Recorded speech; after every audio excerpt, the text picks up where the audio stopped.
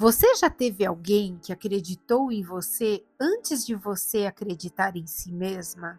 Maya Angelou ficou 5 anos sem falar depois de um trauma profundo na infância.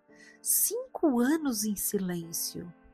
Até que uma mulher, a senhora Berta Flowers, acreditou no poder da voz dela e lhe apresentou a literatura.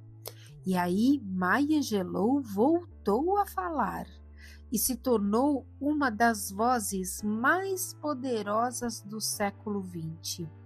Às vezes, a gente não precisa de mais esforço, precisa de alguém que veja o que a gente ainda não consegue ver.